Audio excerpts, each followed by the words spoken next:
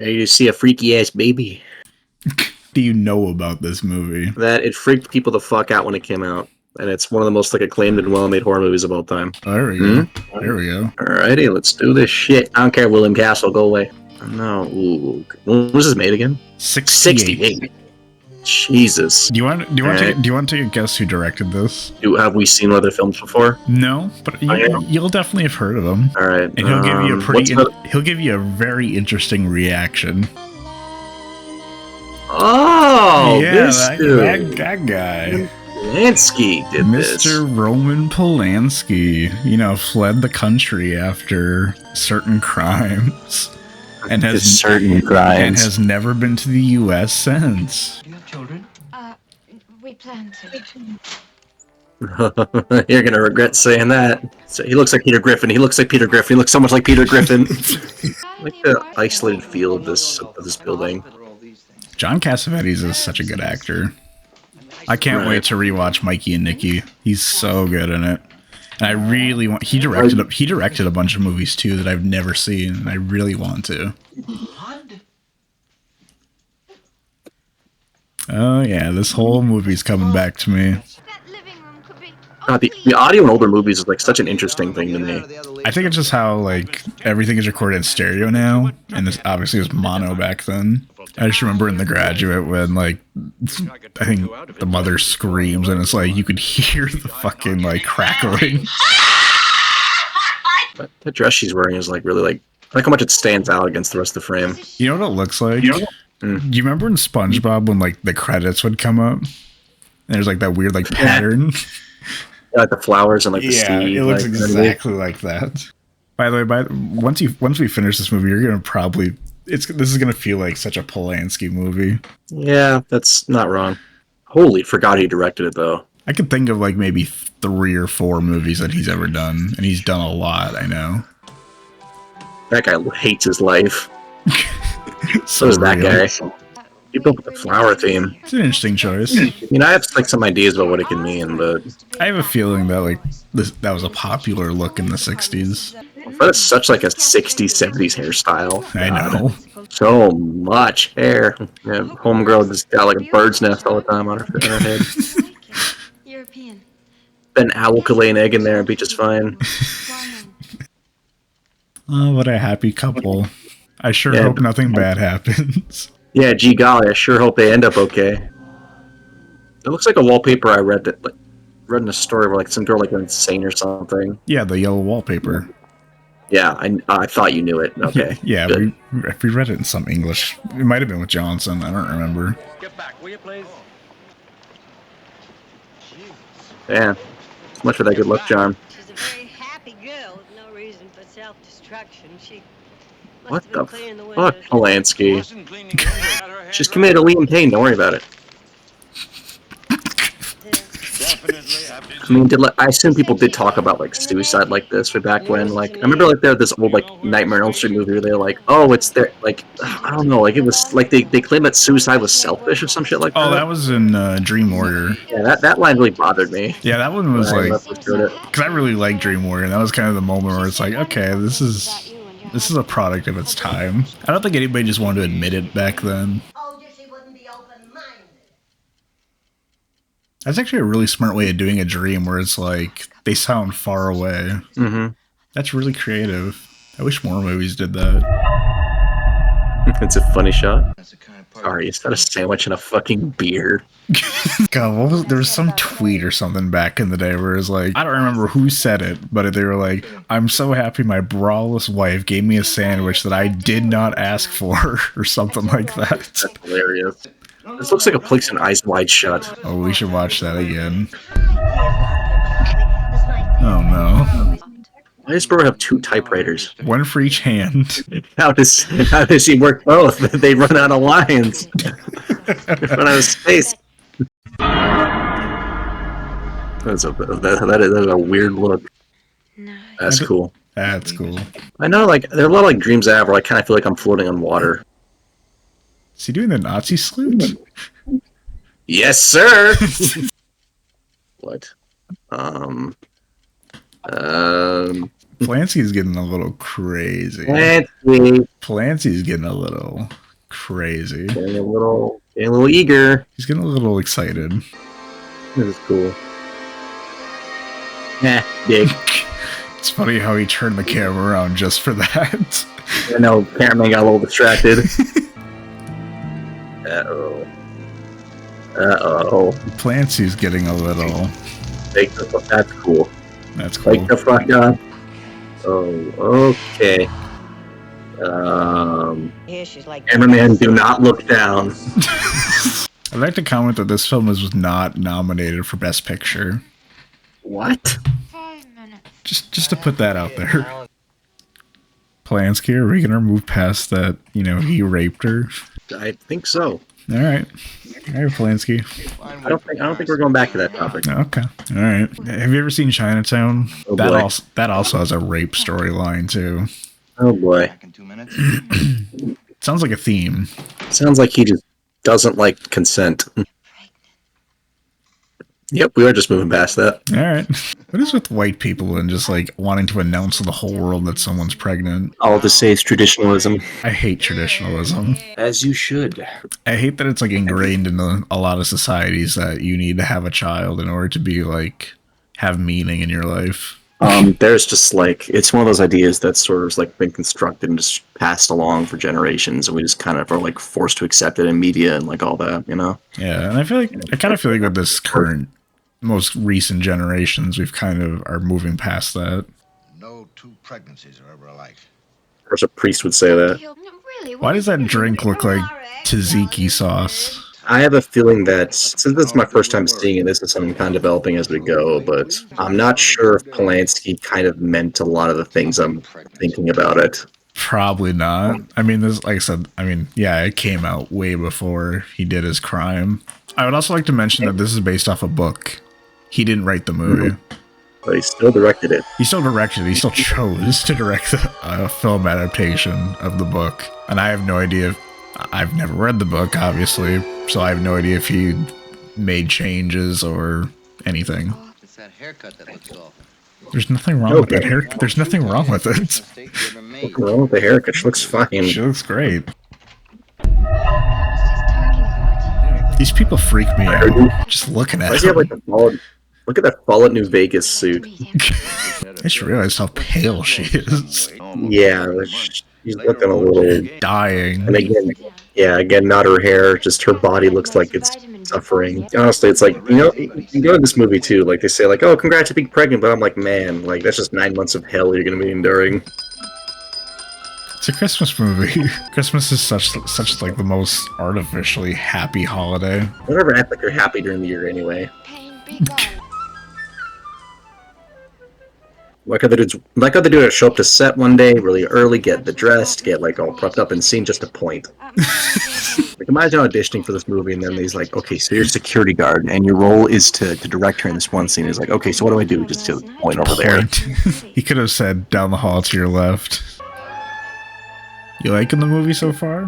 I like it. I'm just probably just Polanski's personality, it's kind of on full display. To me, I will always separate art from the artist. I definitely do appreciate a lot of this movie's going for. I guess I just of its time. Oh, sure.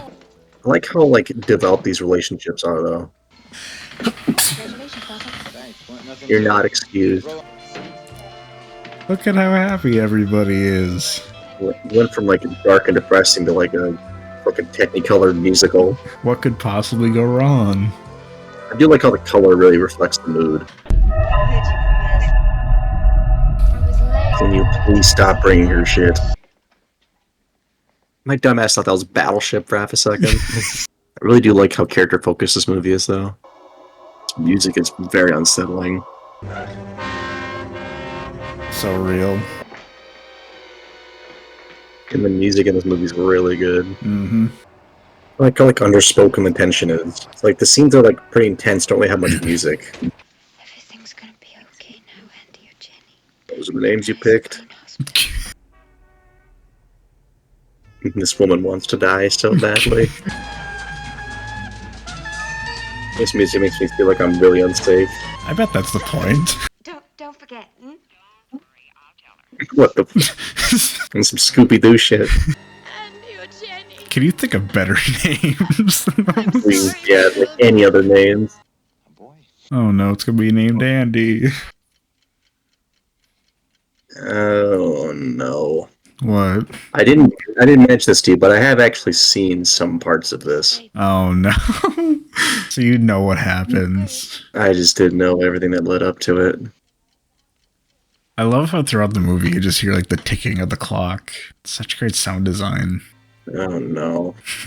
Oh no. I can't believe you know how the movie ends. Well, pretty famous ending. I know, but I was hoping it would shock you. Don't get me wrong, it still will, even with all this context. Because, truthfully, I saw it years ago. With all this build-up now, oh boy, it's just gonna make it that much worse. Oh god. Oh no. Oh no. I'm like, What's wrong? actually dreading. Oh, that's fucked. That's freaky. Love the music. Minnie and Laura Louise are too old. It's not right. What the fuck? What the? Get out of here. Hey, promise me you wouldn't be hurt. And you haven't been. Really. Okay. Rocky. That's oddly threatening.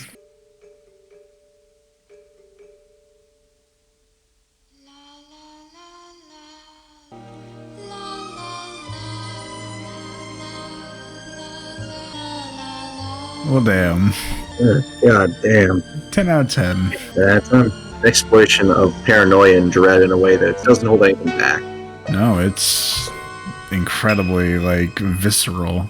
And I like how we only get so much of a glimpse of the baby. Like, we only really get, like, You don't even Like see the- the baby. and mine's that ending. I mean, of course, my only thing I knew from it was that the cult actually did exist. I didn't know the movie actually went on. Seeing everything play out and seeing Rosemary do everything in her power to try and, like, fight back while having none of it matter. It's a rare case where you really can't say the protagonist didn't do anything that they shouldn't have done. Yeah, it's an ending that you don't forget. It's like a Requiem for a Dream ending. I'd say this movie's better than that. I don't know if I'd go that far. I personally think it's better because I think the protagonists, I think in Requiem compared to this one, I think Requiem, they sort of like, they're victims of the downfall, but I appreciate that Rosemary tried to fight against hers. That's my reasoning. At least. Although in Requiem's defense, I feel like in that case, it's kind of like, it's an addiction that you can't really stop yourself. Which is why maybe I like that more. With the case of this movie having only one main character, it allows us to kind of get way more personal. Mm-hmm. Not that we couldn't get personal with the other characters, I just kind of like a movie that, not that I don't mind a movie with like a lot of different characters. The fact this movie takes the core focus of Rosemary's experience trying to debunk this, trying to expose this cult to people, but no one believing her. I think kind of going off that point, it's like this group can kind of be this story can be a stand-in for a lot of like different types of societies and people that we don't see. Things that influence our daily lives that we just don't notice or really are so ingrained that we kind of can't really imagine a world without them. What you're feeling, what you're going through is like so outlandish, and people like, you have such a hard time explaining like what's going on with you. And I felt similar when I went through my actually, did I ever tell you this story? It's the story of I got like really bad gastritis. Okay. So I was on a date, and at the time I really wasn't sure about what my physiological and psychological needs were when it comes to a partner. And there was a conversation I was having with my then partner at the time, and my subconscious is very active. It's very aware of things that I'm not aware of, like, consciously a lot. And yeah, there's a moment where I tried taking a picture, and I was like, hey, can I put my arm around you? And she said no, and I'm okay. Then all of a sudden I felt something like explode in my stomach. It was as if like a Molotov like exploded or something, and it burned, it hurt, and I had anxiety out the fucking wazoo. It was like that for days. And it got so bad to the point where I literally lost, like, it felt like my nervous system was cut off from the rest of my body for about 9 months. And what I kept trying to tell people, it's as if there is something in me which is blocking me from being able to be a normal person. I could not physically. It was such an intense, and it was intense in the fact that so much of my emotion was muted that I didn't know how to describe it because I'm used to being a deep feeler. And when I going back to my my subconscious being very active, that was because that was my body telling me in a very extreme way, that I wasn't going to get what I needed from this person. Get away. Right. It was a very extreme reaction, yes, but it was ultimately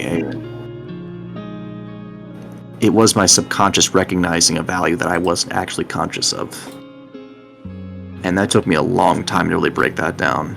Yeah. Because for a long time, I thought it was just a really bad fit it was just an anxiety attack that went crazy. Like a mix of like caffeine and various other chemicals in me, which all just happened to coincide in this nuclear bomb. And the thing is, I don't know anybody else who's experienced it. The best way I can describe it for all you people at home, and you as well, my friend, is imagine there's like this black hole in you that sucks away your joy and your ability to have any sort of reaction, anything around you. Like you can still physically like feel like sensory, like with your hands, with your body, but you don't get an emotional response to when good or bad things happen to you. Yeah. I didn't really feel human for a while. And a movie like this, I had to fight really hard to try and get myself back to where I am now. And truthfully, I still kind of feel a little bit of the effects in me. Like, I feel like something is actually like, if I had to like describe it as a feeling, imagine like your insides are like twisted around and meddled with, like vigorously and violently, and I feel like messy, and like my insides are like a fallout of whatever that was. The doctors call it gastritis, but ultimately I feel like it was a mix of various things. I feel like it almost sounds like a major form of depression. Probably. And God, I mean, it's not an experience I wish upon my worst enemy. But Yeah. I just, with Rosemary, to link it back to the movie, I mean, being surrounded by people who don't understand that feeling, and I doubt, I mean, I don't think I can explain it that great. I mean, I hope I can. That's why everyone goes to therapy. Well, I tried going to therapy, but ultimately, what it took was me getting myself out of that bad situation and taking a shit ton of pills, and oh my god, God, I mean, it's just like, imagine like if I could actually like imagine like a rubber band that's like stretched too far, and